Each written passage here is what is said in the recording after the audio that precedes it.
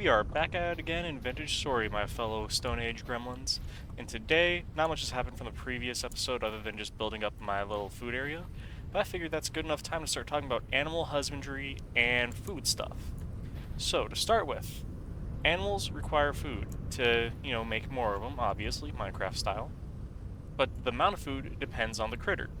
Anything about, let's just say, pig-sized or higher, you need a big old trough there, like the large trough, and you can feed these guys usually a lot of stuff, but it generally takes like 10 bits of food in the females, and then 1 in the male, and as long as the male's like 10 or so blocks from the female, they'll get preggers. For pigs, they'll pop out loads of piglets. For I think like goats, sheep, and other such things, it's usually like they'll pop out like 1, but with, I think, goats in them, they make milk, and milk you can use to make cheese. So eventually, I'm going to have my cheese babies around here, because honestly, Grommet, we've got to get to the cheese.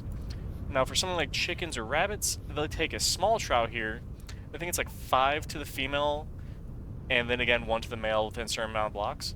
And then they'll pop out, well, for chickens, an egg, which then the hen goes broody over and will, sit on, pop out a new chicken. Whereas rabbits, they just fucking shit out loads of baby rabbits. But also, along with animal husbandry, the more animals you raise based off of the female, because I don't know why they do it on the female, but they base off the female, is that they'll get a level of domestication based on the female. So if the female's not been like raised by you or anything, 0 domestication. Its babies, 1 domestication. Its babies, 2, so on and so forth. And it only cares about the female's domesticated like level, not the males. So you can just, stick it only with females and use the same male for the entire thing if you're into that. Now to actually, feed these guys, you gotta have food. And for stuff like the pigs, I could easily go around and just get a load of dry grass here, which do I already have a lot on me? Where did that go? Oh, okay. Yeah, you can use a load of dry grass, mashed berries, whatever. But for chickens, I'm pretty sure you need to use grains or like ground up bread. And to do that, you go into you go to wherever you got food. So for me, this is gonna be my little food shelter. I might put a little clay forming or chiseling thing up there, which I am going to get into chiseling because it's making my very uncreative brain become creative. But anyways, for food, you have 2 ways you can store it. You can either store it in vessels or store it just out in the open. And depending on how that is, modifies completely how long that food lasts. Now, one thing you want to do is build a cellar, because just like in old days, cellars keep food good. And there is a set size, and I think this is close to the maximum size. It might be actually a touch over, which I might have to actually shrink that. Alright, did not plan for that. Anyways, but what you do is you'll put food in a cellar, and that instantly adds a boatload to its lifetime.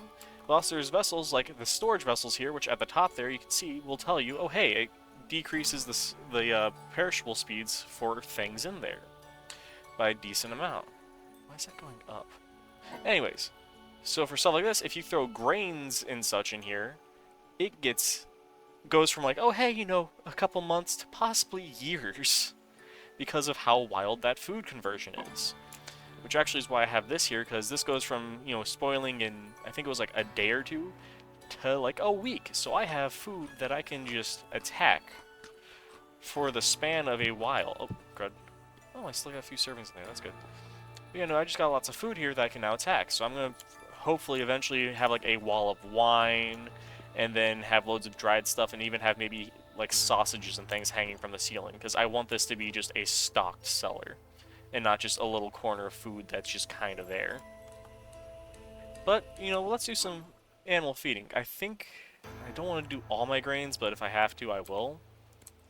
But yeah, no, here, let's just go up, and I'll just show you how easy it is to feed things. It's the most brain-dead thing. While it's not letting them eat from the palm of your hand, it is as simple as just running over to their trough, and then just adding portions of food in there. That's 7 portions in there, and I don't have enough grains for more, so I'm gonna have to wait for crops to grow. One big hamstring I've got right now is that this all is taking forever to grow, and why are there more weeds? Did not... Wait, I can grow flowers in here? Okay, I did not know that. I was waiting for grains to grow, and also waiting for my bees here to do their own thing. Wait, this is full? Sorry, I didn't realize this was full. So, wait, how do I just... Sorry, I haven't done bee stuff before.